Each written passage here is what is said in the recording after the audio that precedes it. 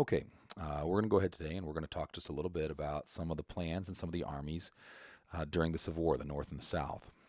For the North's part, their plan is sometimes referred to as the Anaconda Plan because they were going to try to strangle the South using, in part, a naval blockade. The North had by far a superior naval force of 40 vessels. The South had very few naval vessels, and then the North was going to further try to divide and conquer the South. First, by taking the Mississippi River. The Mississippi would separate Louisiana and Arkansas and Texas from the other southern states. And from there, they were going to go ahead and use a direct invasion to further cut up the South. And the direct invasion was carried out by William Tecumseh Sherman, one of the North's more notable and more competent battlefield commanders. And he begins by marching from Tennessee down to Atlanta, where he burns Atlanta on September the 2nd and burns pretty much every town on his way down to Atlanta, and then decides to move on from Atlanta and goes down to the sea in what becomes known as Sherman's March to the Sea. He goes from Atlanta to Savannah, Georgia, and again, burning everything he can along the way. And also along the way, he is running ahead of the Union supply lines, and so they're not able to resupply him. And so everything that he gets to feed his army, he basically has to take from people. He, in other words, lives off the land. He goes to people and he takes what he needs from farms and local communities. And for that, the Southerners really have a special disdain for William Tecumseh Sherman. They view him as a thief, they view him as a terrorist, and so very strong feelings against Sherman in the South following the Civil War. The other key part of the North's strategy was to keep Europe out of the war. They wanted to keep the pressure on Richmond. They wanted to make sure that the South didn't have any type of aid coming from other countries because they knew that the South would need it because the South was unable to produce a lot of things on their own. And they knew that they would have to keep pressure on Richmond by invading the South, by keeping their army in Virginia, so that the Southern army would have to keep defending Richmond. The South, on its part, really wanted to fight a defensive war, and their goal, just the opposite of the North's, was to get Europe involved. They knew they needed the outside help. They knew they would need supplies from outside of things that they couldn't supply for themselves, especially things like ammunition and weaponry. And they wanted to wear the North down. They wanted to make this a war of attrition. They wanted the North to have to come into the South and fight. They would be a long way from home. It would be a hard war to maintain for any length of time. And the plan was really only to occasionally strike into the North. They didn't want to give the Northerners any other reason to be angry and be upset. They knew that if they started burning Northern homes, that would just serve to stiffen the resolve of many Northerners. And so they were really hoping to break that resolve. Another thing that was really interesting about the Civil War is it was really one of the first modern wars. And there were lots of inventions that were used for the first time in the war. They weren't necessarily invented during the war or for the war, but they were used for the first time in the war. Inventions like the telegraph. The telegraph would go with the Union Army. They would put up telegraphs and railroad lines and railroad tracks wherever they went.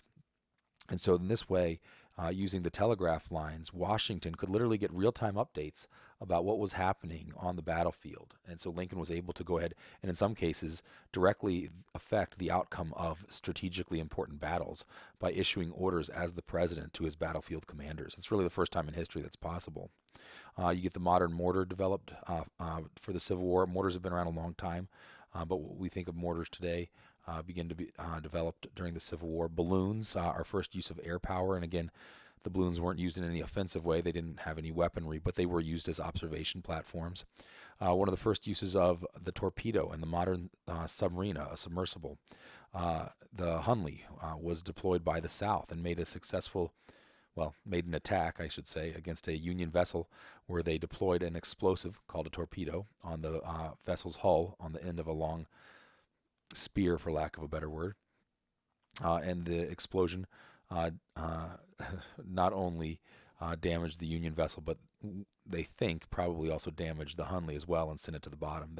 They did not survive the attack itself. But the first submarine attack during the Civil War, the first deployment of a revolving turret aboard the USS Monitor, which was a Union vessel. And so whereas before we had cannon that were placed on ships that were just pointed out the side, now you had cannons that could turn and face and fire in almost any direction. The first use of iron ships, again, the Monitor, and for the South, the Merrimack. The two actually do engage in a battle in Mobile Bay. It ends in a draw. Their cannonballs just bouncing off one another. So iron ships see their first action in the Civil War. You have breech-loading guns, artillery that you can load from behind rather than having to shove the ordnance down the muzzle. or down the barrel. You could go ahead and load from behind. It was much faster. You have the introduction of the Gatling gun, the forerunner of the modern machine gun. Introduction of long-range artillery that was capable of reaching out almost to the horizon. And so that's a huge development, really used for the first time during World War II. But by far and away, probably one of the most significant things they develop is smokeless powder. Huge development because whereas before, when you fire your cannons, when you fire your guns, literally, the haze and the smoke would there'd literally be a fog of war. It was an actual condition where it was hard to see across the battlefield. With smokeless powder, you no longer have that, and so you have a clear shot, whether you're using cannon or whether you're using rifles of your opponent, of your adversary. And this really changes the battlefield during the Civil War. The characteristics of the armies themselves. The armies had several different components which were important. Obviously, artillery was slow-moving, intended to bombard the enemy from beyond rifle range. It was really meant to soften up the enemy, to kill as many people before you put your own people into harm's way as you could. The cavalry was another important part of the Civil War armies. It was fast, lightly armored, and of course on horseback, and they were used primarily for recon and to harass troops or maybe to outflank a force and move quickly. But by far and away, the group that did most of the heavy lifting during the Civil War, as it is with almost any war, is the infantry. The fighting for the infantry was brutal. It was hard to see who to aim at, not because of smoke, but because the clear line of sight forced a lot of the conflicts into dense foliage, into forests. And so oftentimes the combat, your gun was rendered almost useless, and it turned into hand-to-hand combat, use of bayonets. Oftentimes the rifles would be turned around and just used as clubs. And so the fighting was particularly brutal in many cases. The soldiers themselves tended to be about 17 to 25 years old in age. Most of the younger soldiers would be in the South. Most of the older soldiers primarily in the North. And they were from all the different social classes, from the poorest all the way to the wealthiest. In many cases, especially in the North, they were drafted. There were draft riots in many northern cities. It was very unpopular back in the Civil War. And if you were very wealthy, you could actually go ahead and get a substitute for you in the draft for a cost of $300. You could go ahead and have somebody else drafted in your place, in your stead. Typical battle during the Civil War is really not all that much different than battles today. There was a lot of waiting, a lot of building and digging, digging of trenches, building of forts. This is something that is still today common amongst many infantry. You use shovels.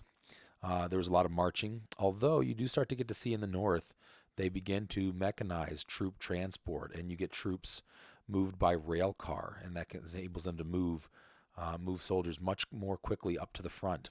The railroad cars often crowded.